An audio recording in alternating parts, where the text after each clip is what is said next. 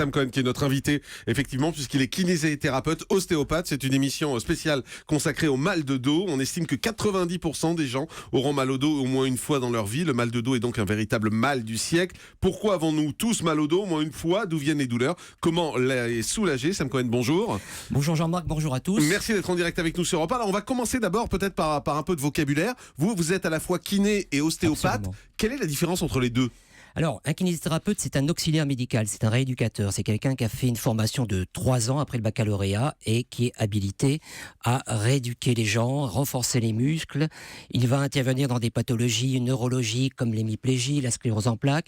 Il va intervenir aussi après une intervention chirurgicale quand il y a une fracture pour permettre aux patients de retrouver sa mobilité, sa fonctionnalité. On va le trouver aussi dans les pathologies respiratoires, la mucoviscidose ou bien les bronchiolites chez les nourrissons et chez la femme aussi, la femme enceinte et après l'accouchement pour la rééducation abdominale et périnéale. Alors ça c'est le kiné. Oui. Et l'ostéo alors à côté il fait quoi? Alors l'ostéopathe, qu'est-ce qu'il fait? Écoutez, vous avez un poste de télévision devant vous, un poste de radio, pardon, et vous tournez le bouton pour trouver la bonne fréquence. La bonne fréquence c'est quoi, Jean-Marc?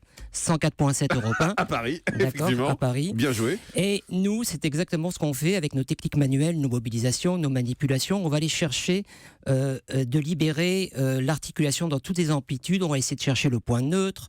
Le point neutre, qu'est-ce que c'est le point d'équilibre énergétique des tissus. Le point de fluidité des organes. J'ai rien compris. Alors on recommence. C'est le point à laquelle la personne va pouvoir respirer, va pouvoir se sentir bien et libre dans ses mouvements. C'est-à-dire sans oppression. Sans oppression, absolument. Et ça c'est un point qui est sur le corps. C'est un point qui se trouve dans tous les tissus. Là où vous allez trouver une restriction de mouvement, là où il y aura une limitation d'amplitude, vous allez le travailler de façon à le libérer. Mais Voilà. comment vous faites ça? Avec les mains et l'oreille. C'est-à-dire ça s'entend? Ça s'entend et ça se touche. Et ça, alors il peut y avoir des symptômes comme la chaleur, la rougeur, le gonflement. Et tout ça, c'est des points qu'on va travailler de façon à les libérer. Mais il y a un peu quoi? C'est un peu un magicien l'ostéo? C'est des ondes? C'est un terme qu'on n'utilise pas beaucoup, mais ce sont des mouvements qui sont subtils et qui s'apprend et on a des résultats absolument remarquables. Le mal de dos, c'est quoi au fond? Puisque c'est une émission spéciale sur le mal de dos. Le mal de dos, pourquoi est-ce qu'à un moment donné, on a tous mal au dos à un moment ou à un autre? Alors, pourquoi? D'abord, la sédentarité et la surcharge pondérale. Voilà les deux facteurs qui font que aujourd'hui, il y a une recrudescence de cette pathologie.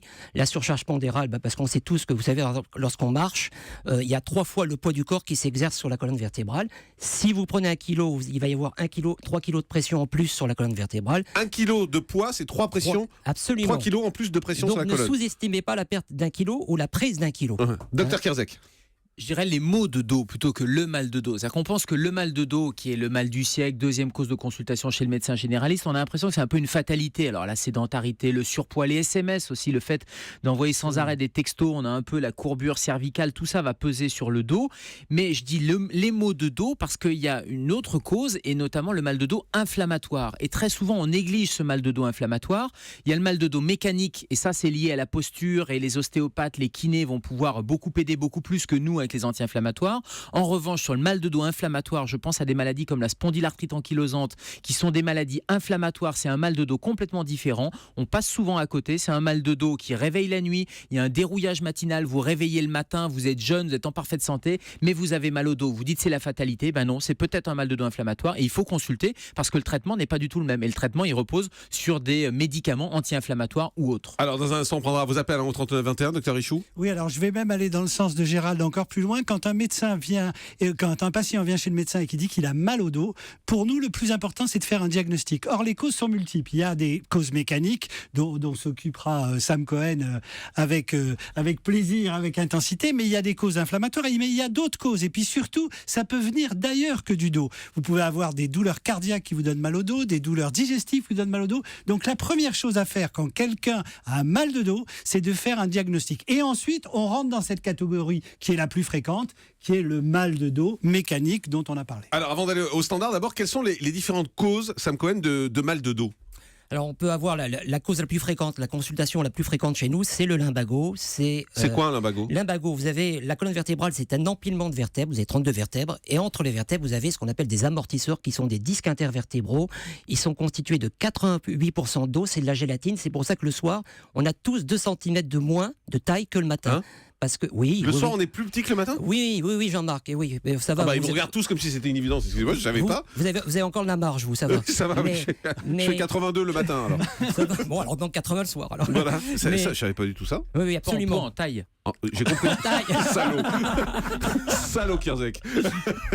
Après. Ça, c'est fait. Mais oui, parce qu'il y a la pesanteur qui appuie sur le corps et les tractions vertébrales. Le disque se déshydrate et quand vous associez 32 disques, millimètre par millimètre, on se retrouve avec 2 cm de moins le soir. Il y a des gens qui sont bloqués aussi. On entend beaucoup dire, oh là, j'ai mal au dos, je suis bloqué. Alors, c'est dû à quoi? Oui, pourquoi ils sont bloqués? C'est le principe du casse-noisette, du lumbago. Vous penchez en avant pour ramasser la brosse à dents et vous allez vous relever. Le disque n'a pas eu le temps de se repositionner entre les 2 vertèbres. Il va être coincé, il va s'étaler, il va aller percuter le ligament vertébral commun postérieur. Et là, la personne a une douleur vive, elle n'arrive plus à bouger. Et là, il faut absolument consulter et venir nous voir. Mais c'est parce qu'on fait trop vite? Alors parce que tout simplement il y a un décalage entre la commande du mouvement et la réalisation du mouvement. C'est exactement le même principe pour une entorse. Des fois vous voulez poser le pied quelque part mais vous avez manqué de vigilance. La connexion entre le cerveau et l'articulation ne s'est pas faite. Et parfois les ados souvent ont mal au dos aussi.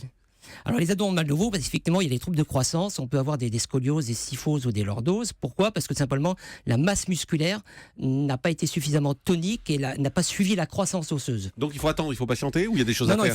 Il faut jamais patienter, il faut d'abord prévenir, effectivement faire un diagnostic comme le dit si bien Dr Marcel Ichou, mais il y a un traitement de rééducation, un traitement ostéopathique à faire, que l'enfant soit suivi pendant la puberté parce que si on n'intervient pas là, les lésions seront vraiment irréversibles.